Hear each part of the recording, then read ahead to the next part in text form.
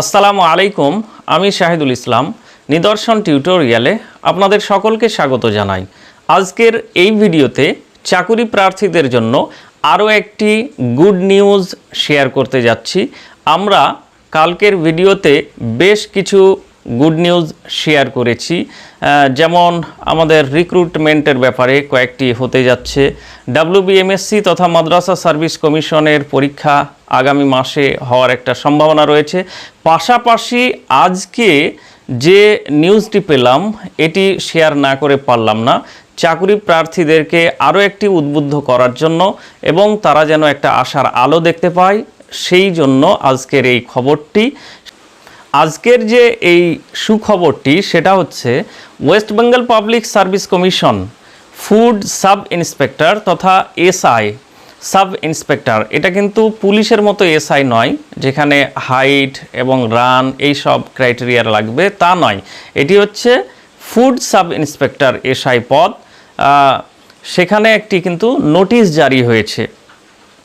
তো প্রথমে আমরা নোটিশটি পড়ছি, তারপর এটিকে সামারাইজ করে পয়েন্ট টু পয়েন্ট আপনাদের সুবিধার্থে বলে দেব, যাতে করে কবে থেকে ফর্ম ফিল আপ হবে এবং কোয়ালিফিকেশন কি লাগবে, মিনিমাম এজ কত হতে হবে, সমস্ত কিছু একেবারে টু দ্য পয়েন্ট আমি বলবো। তবে প্রথম যে অ্যানাউন্সমেন্টটা সেটা হচ্ছে public service commission West Bengal important announcement in connection with advertisement number 04/2023 ব্র্যাকেটের মধ্যে রয়েছে competitive examination for recruitment to the post of sub inspector in the subordinate food and supplies service grade 3। এটা কিন্তু SI পদ, কিন্তু গ্রেড 3 উল্লেখ করে দেওয়া হয়েছে under food and supplies department, এবং সেটি গভর্নমেন্ট অফ ওয়েস্ট বেঙ্গল এর আন্ডারে। The online submission of application will commence on and from 23 August 2023 Wednesday তথা বুধবার থেকে এটি ফর্ম ফিল আপ শুরু হবে। The detailed advertisement and scheme and syllabus of the examination will be published in the Commission's website on or before 23 August 2023। তারপরে এখানে by order of the commission রয়েছে, place Kolkata, date 17/8/2023, 17 আগস্টে এটি প্রকাশিত হয়েছে। তো এইটাকে সহজভাবে যদি সামারাইজ করি, যে এই চাকরি প্রার্থী চাকরির জন্য অ্যাপ্লাই করবে এবং তার জন্য প্রস্তুতি নিচ্ছে, সেই সামারিটা হচ্ছে, প্রথমে আমরা জেনে নিই এটি এমন একটি পোস্ট, এই পোস্টটি হচ্ছে SI in the subordinate food and supplies service grade 3। এটা পুলিশ SI এর মতো হবে না, এটা একটু অন্য টাইপের। এই ক্যাটাগরিটা হচ্ছে গভর্নমেন্ট পার্মানেন্ট জব। অনেক ক্ষেত্রে সরকার ক্যাজুয়াল বা কন্ট্রাকচুয়াল পোস্টের জন্য কিন্তু অ্যাপ্লিকেশন করতে বলে, নিয়োগ দেয়। এই ক্ষেত্রে এটা কিন্তু পার্মানেন্ট জব, এটা খুবই একটি গুরুত্বপূর্ণ পোস্ট, যার জন্য কোয়ালিফিকেশনও আহামরি বেশি কিছু নয়। মিনিমাম যদি মাধ্যমিক পাস থাকে, ক্লাস 10th লেভেল পাস করে থাকেন রিকগনাইজড বোর্ড থেকে, সেই মাধ্যমিক পাস থাকলেই অ্যাপ্লাই করতে পারবে।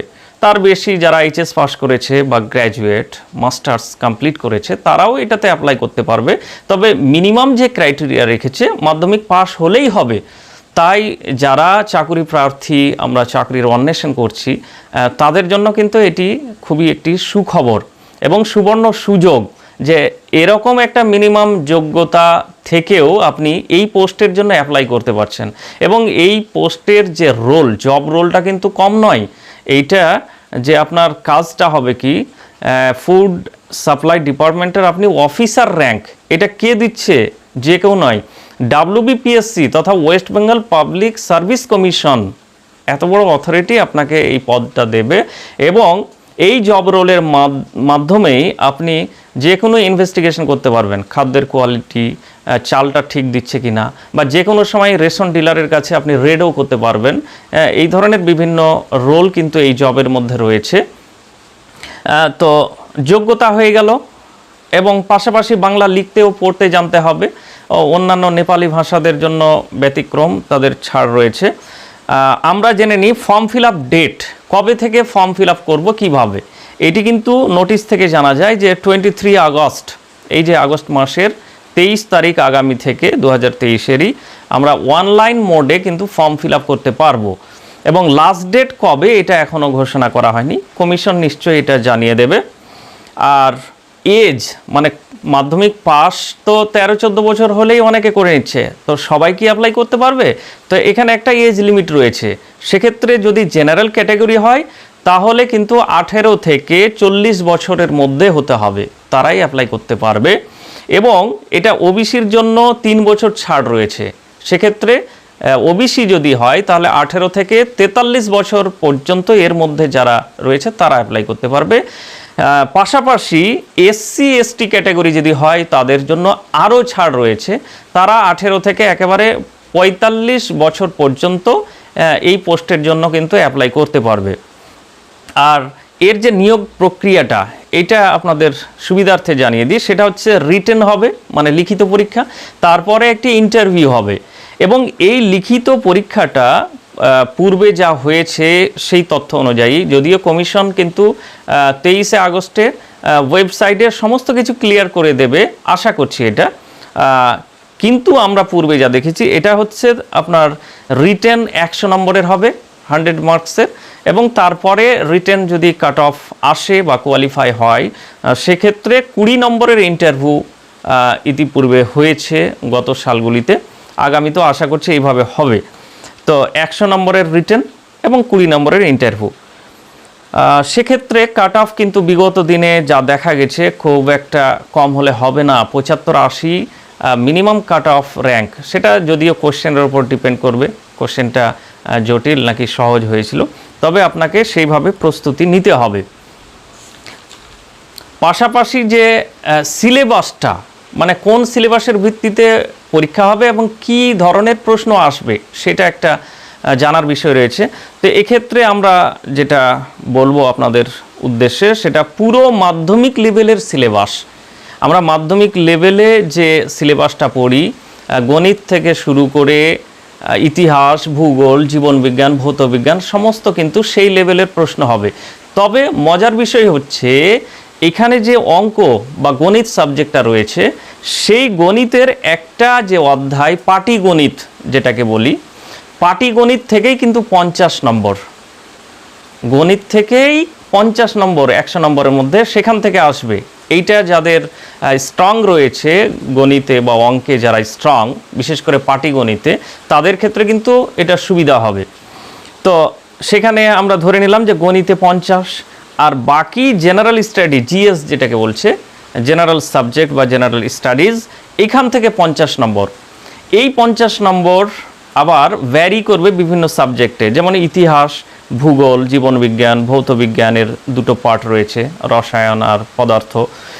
তার সাথে পাশাপাশি যোগ হচ্ছে জিকে, সাধারণ জ্ঞান বা জেনারেল নলেজ থেকে কিছু কারেন্ট অ্যাফেয়ার্স, এগুলো কিন্তু আসবে।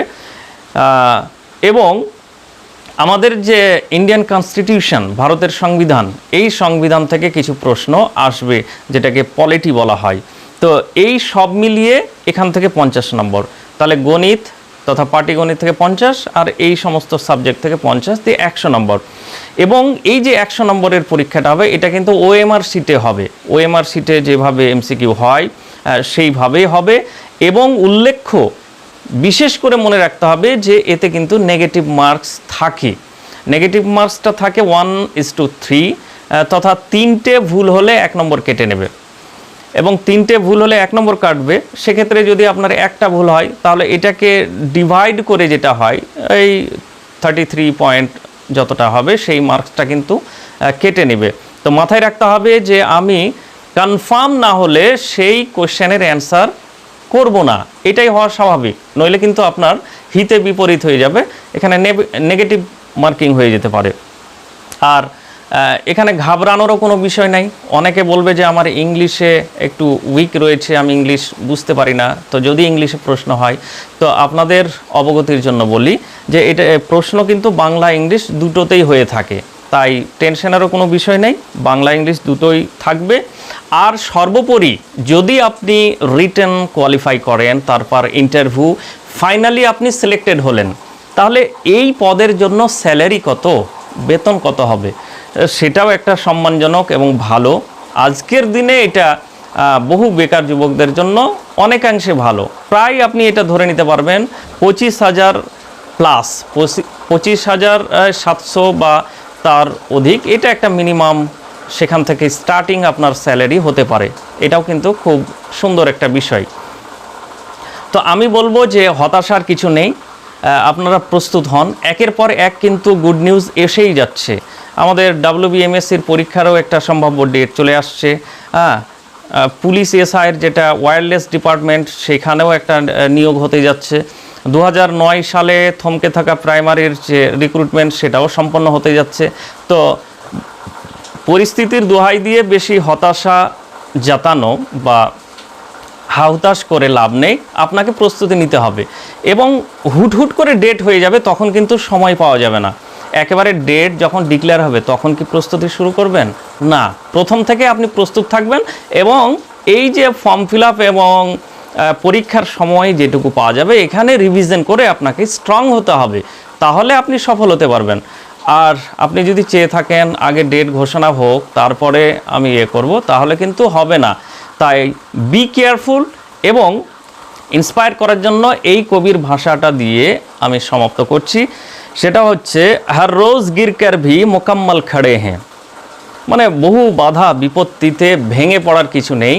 কবি বলছেন হর রোজ গিরকর ভি মোকাম্মল খড়ে হ্যাঁ, প্রতিদিন আমি হোঁচট খাচ্ছি, পড়ে যাচ্ছি, তবুও নিজেকে সামলে দাঁড়িয়ে রয়েছি।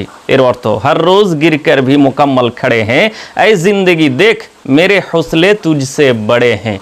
জীবনকে চ্যালেঞ্জ করে বলছি আমি যে যতই হোঁচট আসুক, বাধা বিপত্তি, ঝড় তুফান, সুনামি আসুক না কেন, তার মধ্যেও আমি সক্রিয়ভাবে দাঁড়িয়ে তাকে চ্যালেঞ্জ করছি যে বিপদ তোমার থেকে আমার যে ইরাদা, আমার হৌসলা, আমার উম্মিদ অনেক বেশি শক্তিশালী।